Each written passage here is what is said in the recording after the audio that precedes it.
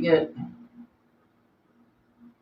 എൻ്റെ വിദ്യാഭ്യാസ യോഗ്യത 2ാം ക്ലാസ്സിൽ നിന്ന് ജയിച്ച് ആദ്യം കളരിയിൽ ഒരു മാസത്തോളം പോയി, ആശാൻ കളരിയിൽ പോയി. അത് കഴിഞ്ഞ് 2ാം ക്ലാസ്സിൽ നിന്ന് ജയിച്ച് 3ാം ക്ലാസ്സിൽ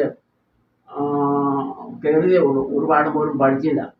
അവിടെ നിന്ന് പിന്നെ സ്കൂളിൽ പോകാൻ കഴിഞ്ഞില്ല. കാരണം അന്ന് മുട്ടുമഴയാണ്. 2 മാസം കാലത്ത് മുട്ടുമഴയായ കാരണം ഭയങ്കര മഴ ആയതുകൊണ്ടും കുടയില്ല. അന്ന് സാധാരണ സാമ്പത്തിക ശേഷിയുള്ളവർക്ക് ഓലക്കുടയുണ്ട്, പനയോല കൊണ്ടുണ്ടാക്കി ഓലക്കുടയുണ്ട്. പക്ഷെ അല്ലാത്തവർക്ക് അതില്ല. അതിന് ചേമ്പിൻ്റെ ഇല, ചേമ്പിൻ്റെ ഇല പിടിച്ചുകൊണ്ട് പോകും, വാഴയുടെ ഇല മുറിച്ച് പിടിച്ചുകൊണ്ട് പോകും. അങ്ങനെയൊക്കെയാണ് പോകുന്നത്. അങ്ങനെയൊക്കെ പോകുന്ന അത് തന്നെയല്ല. രാവിലെ എല്ലാവർക്കും രാവിലെ പോകുമ്പോൾ ഭക്ഷണമൊന്നും കാണില്ല. അത് കാരണം പിന്നെ പോക്ക് നിർത്തി. അങ്ങനെ വീണ്ടും ഓരോരോ വഴികളിൽ കൂടെ, ചെറിയ ചെറിയ വഴികളിലൂടെ ഇങ്ങോട്ട് കടന്നു പോകുന്നു. 70 കാലത്തെ കുറുപ്പന്തക്കവലയിലെ 2 കടൽ ഷാപ്പും, കുറുപ്പന്തക്കവല ഒരു ഷാപ്പും പിന്നെ കടവിലെ ഇതൊക്കെ ഉണ്ടായിരുന്നുള്ളൂ. മറ്റേ മദ്യങ്ങളൊന്നും ഇല്ലായിരുന്നു. അത് കഴിഞ്ഞ് എന്നോ ഒരിക്കൽ ചാരായം കട കൊണ്ടുവന്ന് വിൽക്കാൻ തുടങ്ങി. ആ കൊണ്ടുവന്ന് വെച്ച് കഴിഞ്ഞ് ആള് വിൽപ്പനയില്ലാണ്ട് കുറേ നാളിരുന്ന ചാരായത്തിന് പോയി. പിന്നെ ചാരായമായിട്ട് വേർത്തം വന്നു, നാട്ടുകാരൻ തന്നെ. എന്നിട്ട് അവൻ നോക്കിയിട്ട് ആരും വരുന്നില്ല. ഉടനെ പരിചയക്കാരെങ്കിലും വിളിക്കും, ഇടങ്ങി വന്ന് നീ എവിടുത്തെയാ? ഇവിടെ അച്ഛനിപ്പോൾ അതിനാണ് വിഷയം, അമ്മയ്ക്ക് എന്നാണ് വിശേഷം എന്നൊക്കെ ചോദിച്ചാൽ വേണം ശാലം കഴിച്ചിട്ട് അത് നല്ലതാണ് എന്ന് പറഞ്ഞ് വിളിച്ചിട്ട് കൊടുക്കും, ഫ്രീയായിട്ട് കൊടുക്കും. അങ്ങനെ കുടിക്കാൻ തുടങ്ങിക്കഴിഞ്ഞാൽ പിന്നെ കാശ് കൊടുത്ത് കുടിക്കാൻ തുടങ്ങി. അങ്ങനെയായി കച്ചവടം ഇല്ലാന്ന് എടുത്ത് ഇവിടെ കച്ചവടം അടിപൊളി കച്ചവടമായി. അത് കഴിഞ്ഞ് രാവിലെ മാത്രം വലിയ ചാരായം കൊണ്ടുവന്നിരിക്കുന്നത് വൈകുന്നേരം കൊണ്ടുവരണം. അങ്ങനെ ആയിക്കഴിഞ്ഞാൽ അവിടെ ചാരായ കച്ചവടം എന്ന് പറഞ്ഞാൽ ഭയങ്കര ഇടമാണ്. അവിടെ തന്നെയല്ല പലചരക്കടയിലും മുറുക്കാങ്കടയിലും ഒക്കെ ചാരായം. അങ്ങനെ ആയിക്കഴിഞ്ഞാൽ എന്നും അടിയും ഉഴിയും വഴക്കും പയ്യാവേലും ഭയങ്കര പ്രശ്നങ്ങളെന്ന് പറഞ്ഞാൽ ഭയങ്കര പ്രശ്നങ്ങൾ. അങ്ങനെ മാർച്ച് കഴിഞ്ഞപ്പോഴത്തേക്ക് 1994 തോന്നുന്നു മദ്യനിരോധന സമിതിയുടെ ഒരു യൂണിറ്റ് സ്ഥാപിച്ചു. കുറുപ്പന്തക്കവല ചെറുപ്പക്കാരോട് കൂടി നമുക്ക് അതായത് ദൂരപരിധി 400 മീറ്ററാണ്. കള്ള് ഷാപ്പും ചാര ഷാപ്പും വെച്ചിരിക്കുന്നത് ദൂരപരിധിക്ക് ഉള്ളിലാണ്. അപ്പം അത് മാറ്റണമെന്ന് പറഞ്ഞുകൊണ്ട് സമിതി രൂപീകരിച്ച് പ്രൊഫസർ MP മൻമോഹൻ സാറ് സംസ്ഥാന പ്രസിഡന്റായിരുന്ന സാറിനെ കൊണ്ടുവന്ന് മീറ്റിംഗ് തുടക്കമിട്ടു. അപ്പം ഇങ്ങനെ ഈ ചാര ഷാപ്പും കള്ള് ഷാപ്പും കാരണം നാട്ടിലാകപ്പെടെ വലിയ പ്രശ്നമായി കഴിഞ്ഞപ്പോൾ കുറേ ചെറുപ്പക്കാർ കൂടി മദ്യനിരോധന സമിതി രൂപീകരിച്ച് ഈ ഷാപ്പുകൾ ദൂരപരിധിക്ക് പുറത്തു പോകണമെന്ന് പറഞ്ഞുകൊണ്ട് സമരം പ്രഖ്യാപിച്ച് സമരം തുടർന്നിട്ട് ആദ്യം ചാരാ ഷാപ്പ് കൂട്ടി 400 മീറ്റർ പുറത്തേക്ക് പോയി. അത് കഴിഞ്ഞ് പിന്നെ കുറേ നാളത്തെ സമരം കൊണ്ട് കള്ള് ഷാപ്പും പോയി. അങ്ങനെ ഷാപ്പ് പോയി കഴിഞ്ഞിട്ടും രണ്ടും പോയി കഴിഞ്ഞിട്ടും ഇവർ കുറുപ്പന്തക്കവലയിൽ നിന്ന് 400 മീറ്റർ അളന്ന് 400 പുറത്ത് ചാരാ ഷാപ്പ് കൊണ്ടുവന്ന് സ്ഥാപിച്ചു. ഉടനെ ദൂരപരിധിക്ക് പുറത്ത്. പക്ഷെ അതും പറ്റിയായിരുന്നു പറഞ്ഞുകൊണ്ട് സമരം തുടങ്ങി. അതൊരു വർഷത്തോളം നീണ്ടു നിന്നു. അവിടെ ഒടുവിൽ അത് കൂട്ടിക്കഴിഞ്ഞ് കഴിഞ്ഞാൽ കെട്ടിടം പൊളിപ്പിച്ചു മാറ്റി. പാടം നികത്തിയതായിരുന്നു. അത് കെട്ടിടം പോലും പൊളിപ്പിച്ച് ഷാപ്പും കൂട്ടി. അപ്പം അങ്ങനെ അതോടുകൂടി മദ്യത്തിൻ്റെ കവലയിലെ വളരെ വ്യത്യാസം. പിന്നെ 96 ചാരായ നിരോധനം വന്നതിനോടുകൂടി ഈ എല്ലാ ശല്യങ്ങളും തീർന്നു കിട്ടി. ചാരായ നിരോധനം വന്നില്ലായിരുന്നു വെച്ചാൽ നാടിൻ്റെ സ്ഥിതി എന്നായിരുന്നെന്ന് ഇപ്പോഴവർക്ക് അറിയാൻ പാടില്ല. ചാരായക്കാലത്ത് ഈ കേരളത്തിൻ്റെ സ്ഥിതി എന്തായിരുന്നെന്ന് പറഞ്ഞാൽ ഒരു വലിയ ദുരന്തം തന്നെയായിരുന്നു നടന്നുകൊണ്ടിരുന്നത്. ആ ചാരായ നിരോധനം എന്ന് പറഞ്ഞാൽ കേരളത്തെ സംബന്ധിച്ചിടത്തോളം ഇത്രയും നല്ല മറ്റൊരു പ്രസ്ഥാനം ഉണ്ടായിട്ടില്ല. ചാരായ നിരോധനം അത് ആന്റണി പ്രഖ്യാപിച്ച് നടപ്പിലാക്കി. അതല്ലായിരുന്നു ഇന്നത്തെ നാട്ടിലെ സ്ഥിതി തന്നെയായിരുന്നെന്നും ഇന്നുള്ളവരാരും ചിന്തിക്കുന്നില്ല. ഞാൻ 1990 സാമ്പത്തികമായിട്ട് വളരെ കൊക്കോ കച്ചവടമായിരുന്നു. പത്ര ഏജൻസി ഉണ്ടായിരുന്നു, അതോടൊപ്പം കൊക്കോ കച്ചവടം ഉണ്ടായിരുന്നു. കൊക്കോ കച്ചവടത്തിൽ കൊക്കോ ഉണക്കുന്ന ഒരു പരിപാടിയിൽ വന്നു. അത് ഉണക്ക് വിൽക്കാൻ പ്രയാസം വന്നു. വളരെ സാമ്പത്തിക നഷ്ടം ഉണ്ടായി. എന്ന് പറഞ്ഞാൽ വളരെ ദയനീയമായ ഒരു അവസ്ഥ വന്നു. ഉടനെ താമസിച്ചിരുന്ന വീടും സ്ഥലവും വിറ്റ് ഈ കൊക്കോ ഉണക്കുന്ന ഡ്രൈവറും പൊളിച്ചു വിറ്റു. എന്നിട്ട് വെറും സ്ഥലം മേടിച്ച് ഒരു ചെറിയ സ്ഥലത്ത് വീട് വെച്ച് താമസിച്ചു. താമസിച്ച് കഴിഞ്ഞപ്പോഴത്തേക്കും മനസ്സും തളർന്ന് ശരീരം തളർന്നും വളരെ ദയനീയമായ ഒരു അവസ്ഥയിലാണ് എനിക്ക് ചെയ്ത. ഒരിക്കലും എൻ്റെ ഒരു സ്നേഹിതൻ പറഞ്ഞു, നാളെ ഒരു ധ്യാനം തുടങ്ങുന്നുണ്ട്, പോരുന്നെന്ന് ചോദിച്ചു. അപ്പോൾ ഞാൻ പറഞ്ഞു ഞാൻ പോരുന്നില്ല എന്ന് പറഞ്ഞു. 125 രൂപ വേണ്ട എനിക്ക് അനുഗ്രഹിക്കുക എന്ന് പറഞ്ഞു. അവിടെ ഒരുപാട് എനിക്കിടെ മനസ്സുകൊണ്ട് ഒതുക്കുണ്ടെന്ന് പറഞ്ഞു. അങ്ങനെ ധ്യാനത്തിന് പോയി. ധ്യാനത്തിന് പോയി കഴിഞ്ഞപ്പോഴത്തേക്കും ധ്യാനത്തിനിടയ്ക്ക് ധ്യാനിക്കുന്ന അച്ഛൻ പറഞ്ഞു, നിങ്ങൾ ഈ ധ്യാനത്തിൽ വന്നിരിക്കുന്നവർ എല്ലാവരും ഒരു വലിയ പ്രശ്നക്കാരാണെന്നാണ് ഞാൻ മനസ്സിലാക്കുന്നത്. നിങ്ങൾ ഇവിടെ കുർബാനയുടെ സമയത്ത് മെഴുകുതിരിയോ കൊന്തോ കൊണ്ടുവരികയാണെങ്കിൽ ആൾക്കാരെ വെച്ച് ഞാൻ പ്രത്യേകം പ്രാർത്ഥിച്ചിരുന്നാൽ നിങ്ങളുടെ കുടുംബത്തിൽ എൻ്റെ ഐശ്വര്യം ഉണ്ടാകുന്നു. അപ്പം ഇങ്ങനെ ഓരോരുത്തരും കൊണ്ടു.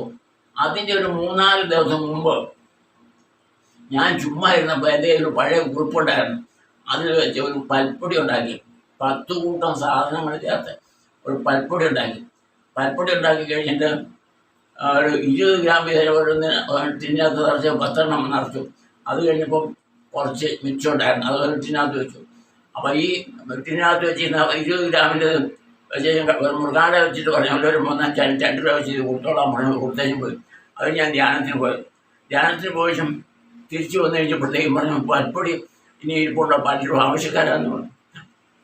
അങ്ങനെ ആ പൽപ്പൊടി വീണ്ടും ഉണ്ടാക്കാൻ തുടങ്ങി.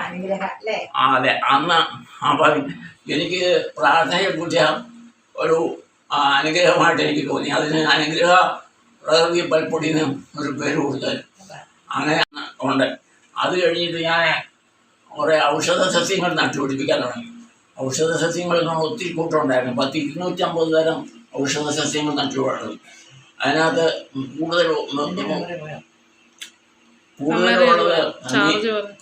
കൂടുതൽ കൃഷി ചെയ്തിരുന്നത് നീലവരിയായിരുന്നു.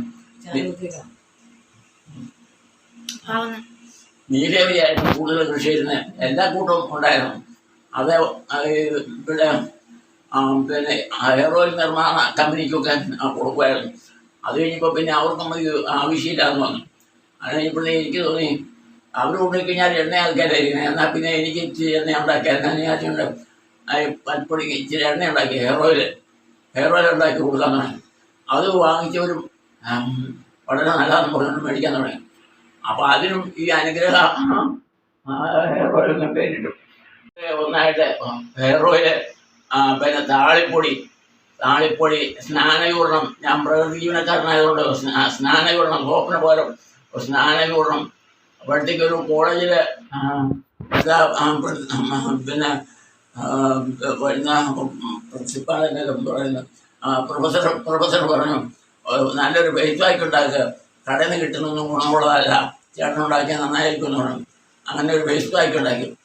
അങ്ങനെ ഒരു 8 തരം ഉൽപ്പന്നങ്ങൾക്ക് ഞാൻ രൂപം നൽകി. 8 തരം ഉൽപ്പന്നങ്ങൾക്ക് രൂപം നൽകി. ആ 8 തരം ഉൽപ്പന്നങ്ങളും ഇപ്പോഴും ഇത്രയും വർഷമായിട്ടും ഇപ്പോഴും എൻ്റെ മകൻ കൂടെ താമസിക്കുന്ന മകൻ എൻ്റെ വിപണനം നടത്തിക്കൊണ്ടിരിക്കുകയാണ്. പിന്നെ അവൻ തന്നെ 2-3 തരം ഉൽപ്പന്നങ്ങൾക്ക് വേറെ രൂപം നൽകി. എല്ലാം അന്ന് മുതൽ 90 മുതൽ ഇന്ന് വരെ അത് നടന്നുകൊണ്ടായിരിക്കുന്നത്. യാതൊരു കുഴപ്പവും ആരും പറയുന്നില്ല, പ്രത്യേക പരസ്യങ്ങളൊന്നുമില്ല. പക്ഷേ ഇപ്പോഴും ഓടിക്കൊണ്ടായിരിക്കണം. സമീപ പ്രദേശങ്ങളിൽ പാത്രമാക്കാൻ വിദേശത്ത് പോകുന്നതിനൊക്കെ കൊണ്ടുപോകുന്നുണ്ട്. കൊറിയറായിട്ട് കൊടുക്കുന്നുണ്ടല്ലേ? കൊറിയറായിട്ടുണ്ട്. ഇവിടെ വന്ന ആൾക്കാർ വാങ്ങിക്കാറുണ്ട്. വന്ന് അത് വിൽക്കുമാണ്. ഇവിടെ തന്നെ ഇവിടെ കുറവണങ്ങാട്ടുണ്ട്, പാലായിലുണ്ട്, പേട്ടയുണ്ട്, പിന്നെ വാഴൂരുണ്ട്, പിന്നെ ഇവിടെ ചോറ്റാനിക്കരയുണ്ട്, എറണാകുളത്തുണ്ട്, തൃപ്പൂണിത്തുറയുണ്ട്, മട്ടാഞ്ചേരിയിലുണ്ട്, കോട്ടയത്തുണ്ട്, ചങ്ങനാശ്ശേരിയുണ്ട്. ഇങ്ങനെയുള്ള സ്ഥലങ്ങളിലെല്ലാം ഈ സാധനം എന്ന് പറഞ്ഞു കഴിഞ്ഞാൽ ഞാൻ എന്നെ സംബന്ധിച്ചിടത്തോളം പ്രതിജീവന രീതി സ്വീകരിച്ചത്. ഞാൻ ഈ മദ്യനിരോധന സമിതിയിൽ വരുന്നതിന് മുമ്പ് എനിക്ക് പ്രകൃതി ജീവനമൊന്നുമില്ലായിരുന്നു. മദ്യനിരോധനത്തിൽ വന്നതിന് ശേഷം പ്രൊഫസർ MP മൻമോഹൻ സാറുമായിട്ട് ബന്ധപ്പെട്ടപ്പോൾ, ഗാന്ധിയനാണ്, അദ്ദേഹമായിട്ട് ബന്ധപ്പെട്ടപ്പോൾ അദ്ദേഹം പ്രകൃതി ജീവന രീതി സ്വീകരിച്ചിരിക്കുന്നത്. ഗാന്ധിയനായതുകൊണ്ട് പ്രകൃതി ജീവനം. അപ്പം ഞാനും അങ്ങനെ അത് പ്രകൃതി ചെയ്യണം. മത്സ്യമാംസാദികൾ ഉപയോഗിക്കില്ല, ലഹരികൾ ഒന്നും തന്നെ ഉപയോഗിച്ചിട്ടില്ല. ഒരു ലഹരി ഈ പ്രായം വരെ ഉപയോഗിച്ചിട്ടില്ല. മത്സ്യമാംസാദികൾ അന്ന് മുതൽ ഇന്ന് വരെ മത്സ്യമാംസാദികൾ ഉപയോഗിക്കുന്നില്ല. പിന്നെ ഒരു പ്രധാന കാര്യമെന്ന് പറഞ്ഞാൽ, എനിക്ക് എൻ്റെ ചെറുപ്പത്തിൽ സാമ്പത്തികമായിട്ടൊന്നും പിതാവിൻ്റെ കാൽചക്രം പോലും ബിസിനസ് കിട്ടിയിട്ടില്ല എന്നുള്ള ഒന്ന്. കാൽചക്രം പോലും ബിസിനസ് കിട്ടിയിട്ടില്ല എന്നുള്ള ഒന്ന്. രണ്ടാമത് വിദ്യാഭ്യാസം 2ാം ക്ലാസ് മാത്രമേ ഉള്ളൂ എന്നുള്ളത് നമ്മുടെ പ്രധാന കാര്യം. എങ്കിലും എൻ്റെ അമ്മയുടെ പുണ്യമാണെന്നാണ് ഞാൻ വിചാരിക്കുന്നത്. നല്ല കാര്യങ്ങൾ ചിന്തിക്കാനും നല്ല കാര്യങ്ങൾ സംസാരിക്കാനും നല്ലത് പ്രവർത്തിക്കുവാനും നല്ല കാര്യങ്ങൾ ചിന്തിക്കുവാനും നല്ല കാര്യങ്ങൾ സംസാരിക്കാനും നല്ല കാര്യങ്ങൾ പ്രവർത്തിക്കുവാനുള്ള കൃപ കിട്ടി. അങ്ങനെ ഇപ്പോഴത്തെ ഈ പുസ്തകം 2.5 വർഷം മുമ്പ് ഞാൻ എഴുതിയ പുസ്തകമാണ്. ജീവിത വഴിയും നാട്ടുവിശേഷവും ഓർമ്മക്കുറിപ്പുകൾ എന്ന വിധത്തിൽ എഴുതിയ പുസ്തകമാണ്. ഇത് വിദ്യാഭ്യാസ വകുപ്പിൻ്റെ ഡെപ്യൂട്ടി ഡയറക്ടർ എനിക്ക് ആസ്വാദനക്കുറിപ്പ് അയച്ചു തന്നു. അതുപോലെ തന്നെ മലബാറിൽ നിന്ന് മെത്രാൻ പിടിച്ച് അഭിനന്ദിച്ചു. ഇനി എഴുതണമെന്ന് പറഞ്ഞു.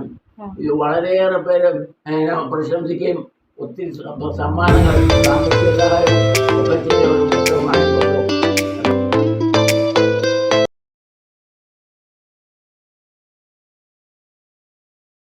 പൂർത്തിയാകുമ്പോൾ 90-ാം വയസ്സ് പൂർത്തിയാകുമ്പോഴത്തേക്കും എനിക്ക് തോന്നി ഈ 1.5 വർഷമായിട്ട് കട്ടിലെ കിടപ്പാണ്. 1.5 വർഷമായിട്ട് കട്ടിലത്തിൻ്റെ കിടപ്പാണ്. കാലിന് ഒരപകടം പറ്റിയ കാരണം ക്ഷതമേറ്റ കാരണം കാലിന് നേരം പോകാൻ യാതൊരു മാർഗവുമില്ല. അപ്പം ഞാൻ 2ാം ക്ലാസ്സിലൊക്കെ പഠിക്കുന്ന പാഠപുസ്തകത്തിലെ കവിതകൾ ഓരോന്ന് ചുമ്മാ ഇങ്ങനെ പാടുമായിരുന്നു.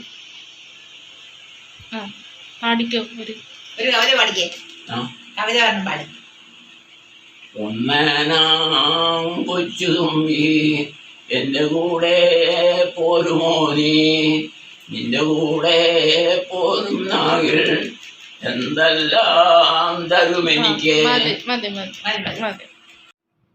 സന്ദേശം എന്ന് പറയുന്നിടത്തോളം എൻ്റെ ജീവിതമാണ് എൻ്റെ സന്ദേശം. എൻ്റെ ജീവിതമാണ് എൻ്റെ സന്ദേശം. നല്ല കാര്യങ്ങൾ ചിന്തിക്കുക, നല്ല കാര്യങ്ങൾ സംസാരിക്കുക, നല്ല കാര്യങ്ങൾ പ്രവർത്തിക്കുക. അവന് ദൈവാനുഗ്രഹം ഉണ്ടായിരിക്കും ഉറപ്പായ കാര്യമാണ്. എല്ലാ രംഗങ്ങളിലും അവന് വിജയിച്ചോളും. ഒന്നുമില്ലാതിരുന്നിട്ടും ഈ ഒന്നുമല്ലാത്ത ഞാൻ മുമ്പേ പറഞ്ഞല്ലോ, 2ാം ക്ലാസ്സിൽ നിന്നുള്ള വിദ്യാഭ്യാസ യോഗ്യതയേ ഉള്ളൂ. കാൽചക്രം പോലും ബിസിനസ് കിട്ടിയിട്ടില്ല. അങ്ങനെയൊക്കെ ഇല്ലാണ്ട് ഈ അടുത്ത നാളിലെ ഗാന്ധി യൂണിവേഴ്സിറ്റിയിലെ ഗാന്ധി സ്റ്റഡീസിൻ്റെ മെയിൻ പ്രൊഫസറും അതിൻ്റെ അസിസ്റ്റൻ്റ് പ്രൊഫസറൂടെ ഇവിടെ വന്ന് എൻ്റെ ഇടവും വലതും ഇരുന്ന് 2 പേരിനെ ഫോട്ടോ എടുപ്പിച്ചുകൊണ്ട് ഇനി വരുമെന്ന് പറഞ്ഞുകൊണ്ട് പോയി. അതുപോലെ എന്തെല്ലാം കാര്യങ്ങൾ നടന്നിരിക്കുന്നു. അപ്പോൾ ഇവിടെ ഈ പുസ്തകം എന്ന് പറഞ്ഞു കഴിഞ്ഞാൽ ഈ പുസ്തകത്തിൻ്റെ പ്രകാശനകർമ്മം നടന്നിരിക്കുന്ന ഒരു വലിയ ചടങ്ങിൽ വെച്ചായിരുന്നു. അത് കഴിഞ്ഞ് ഇത് പിന്നെ ആയിരിക്കുന്ന ഒരു സ്ഥാപനം, അതായത് ഗ്രാസ്കോപ്പർ പുരസ്കാരം എന്ന് പറയുന്നത് എനിക്ക് എറണാകുളത്ത് വെച്ച് കിട്ടിയത്. അവിടുത്തെ പ്രകൃതി സ്നേഹികൾ പ്രകൃതി സ്നേഹികൾ സംഘടിപ്പിച്ച ഒരു പരിപാടിയായിരുന്നു. കവി കുഞ്ഞുണ്ണി മാഷായിരുന്നു. അതിന് എനിക്ക് കവി കുഞ്ഞുണ്ണി മാഷായിരുന്നു അതിൻ്റെ സമ്മാനദാനം. അന്ന് 92-ലാണ് അന്ന് 5000 രൂപയുടെ ക്യാഷ് അവാർഡ്, പ്രശസ്തി പത്രം, ഫലകം എല്ലാം തന്നു. വലിയ എനിക്ക് വേണ്ടിയിട്ട് മാത്രം സംഘടിപ്പിച്ച പരിപാടിയായിരുന്നു. അതും എല്ലാ പത്രങ്ങളിലും ഇംഗ്ലീഷ് പത്രത്തിലൊക്കെ വാർത്തയുണ്ടായിരുന്നു. നമ്മൾ കടന്നു പോകുന്ന വഴികളെല്ലാം പുതുതലമുറയോട് പറയാനുള്ള ഒരു പ്രധാന കാര്യം എന്താണെന്ന് പറഞ്ഞാൽ നല്ല കാര്യങ്ങൾ ചിന്തിക്കുക, നല്ല കാര്യങ്ങൾ സംസാരിക്കുക, നല്ലത് പ്രവർത്തിക്കുക. ഇങ്ങനെ പ്രവർത്തിച്ചു കഴിഞ്ഞാൽ എല്ലാ രംഗത്തും ചെയ്യുന്നവർ, അത് നമ്മളൊരു സാധനം ഉൽപ്പാദിപ്പിച്ച് കൊടുക്കുമ്പോൾ വാങ്ങുന്നവനും എന്നെപ്പോലെയുള്ളവനാണ് വിചാരിച്ച് അവന് ദോഷം വരാതെ അവന് ഗുണം കിട്ടണം. നമ്മുടെ ആത്മാർത്ഥമായ വിശ്വാസത്തോട് ചെയ്യണം. അങ്ങനെ ഏതൊരു കാര്യത്തിലും അവനോട് വിഷമിക്കുന്നതിനോട് സഹാനുഭൂതി കാണിക്കുക, എന്തെങ്കിലും സഹായിക്കാൻ പറ്റുമെങ്കിൽ ചെയ്യുക. അങ്ങനെയുള്ള കാര്യങ്ങൾ നന്മയിലൂടെ ജീവിക്കുന്നവർക്ക് എന്നൊരു പ്രധാന കാര്യം ഞാൻ മനസ്സിലാക്കിയിരിക്കുന്ന ഒരു കാര്യമുണ്ട്. അതായത് നന്മയിലൂടെ ജീവിക്കുന്നവന് ഒരു പരാജയവും വന്നതായിട്ട് ഞാൻ കാണുന്നില്ല. തിന്മ വഴി സ്വീകരിച്ചിട്ടുള്ളവരെല്ലാം അതിൻ്റേതായ ഫലങ്ങൾ, എനിക്ക് 17 കുടുംബങ്ങൾ എൻ്റെ മനസ്സിലുണ്ട്. 17 കുടുംബങ്ങൾ, അവരുടെ കുടുംബമൊന്നും നല്ല രീതിയിലായിരുന്നു. എല്ലാം പരാജയപ്പെട്ടു പോയി കുടുംബങ്ങളെല്ലാം. അതേസമയം ഒന്നുമല്ലായിരുന്നവനെല്ലാം വളരെ മെച്ചപ്പെട്ട നല്ല ജീവിതത്തിൽ വന്നു. അവരുടെ കാരണവന്മാരെല്ലാം വളരെ നല്ല നല്ല മനുഷ്യരായിരുന്നു. എവിടെയെല്ലാം പോയി ഏതെല്ലാം വേദിയിൽ പ്രസംഗിച്ചിട്ടുണ്ടെന്നറിയോ? എവിടെയൊക്കെ ഉണ്ട്? കൊടുങ്ങല്ലൂർ പോയി ഒരു ബാറിനെതിരെ സമരം നടന്ന 100-ാം ദിവസം എന്നെ വിശ്വസിച്ചാതെ ഇവിടെ നിന്ന് ഒരു കാറിൽ കൊണ്ടുപോയി കൊടുങ്ങല്ലൂർ കൊണ്ട് അപ്പൊ കൊണ്ടുപോയാൽ ഒരു വക്കീലായിരുന്നു പുള്ളി. അവിടെ ഒരു ചടങ്ങ് കൊണ്ടുപോകണമെന്ന് പറഞ്ഞുകൊണ്ട് പോകുന്ന വഴിക്കല്ലോണ്ട് ഇന്നത്തെ ചടങ്ങിന്റെ താരം കുട്ടപ്പഞ്ചേട്ടനാണെന്ന് പലപ്പോഴും എനിക്ക് മനസ്സിലായില്ല.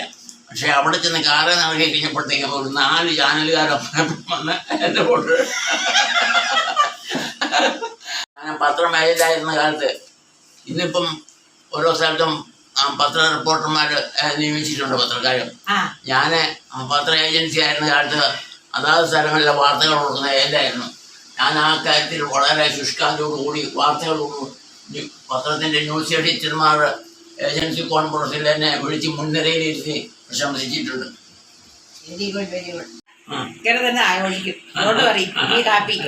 പലരും എന്നെ നോക്കി ഇത്രയും നല്ല ഇത്രയും അറിവും ഇത്ര പുസ്തകവും ഷീൽഡും അവാർഡും എന്തെല്ലാം കാര്യങ്ങളാ അനുഗ്രഹം കിട്ടിയപ്പോ അവിടെ അനുഗ്രഹം. പത്രത്തിന്റെ കാര്യം പറഞ്ഞ മറ്റൊരു കാര്യം, 87-ല് മധ്യനിരോധന സമിതി പ്രസംഗ മത്സരം തുടങ്ങി കഴിഞ്ഞപ്പോഴത്തേക്കുണ്ടല്ലോ ഞാൻ 4 പേജുള്ള മദ്യനിരോധനം എന്ന പേരില് മദ്യനിരോധനം എന്ന പേരിൽ ഒരു പത്രം ഇറക്കി. മദ്യനിരോധനം അതായത് കോട്ടയത്തെ പ്രസിലാണ് അടുപ്പിച്ചത്. അതിന്റെ മാസ്റ്റർ മുഴുവൻ പരസ്യവും പിടിച്ചതെല്ലാം ഞാൻ തന്നെയായിരുന്നു. എൻ്റെ മകനായിരുന്നു അതിന്റെ DTP എടുത്തതും ലേഔട്ട് ചെയ്ത് തന്നതൊക്കെ. പിന്നെ ഇവിടെ താമസിക്കുന്ന മകനാണ് അതിന്റെ ആർട്ട് വർക്കൊക്കെ ചെയ്ത് തന്നത്. അപ്പം മംഗളം പ്രസിലവിടെ അടുപ്പിച്ച് 3000 കോപ്പി അടിച്ച് വിതരണം ചെയ്തു വിലയില്ലാതെ കൂടെ. അപ്പൊ പലരും വിചാരിച്ചത് അതാത് പത്രക്കാരെ നമുക്ക് വേണ്ടിയിട്ട് സമിതിക്ക് വേണ്ടിയിട്ട് സപ്ലിമെന്റ് ഇറക്കിയതാണ് പലരും വിചാരിച്ചത്. അതുകൂടാണ്ട് മറ്റൊന്ന് 2006-ല് ലഹരി വിരുദ്ധ പ്രസംഗ മത്സരം 20 വർഷം തുടർച്ചയായിട്ട് നടത്തി.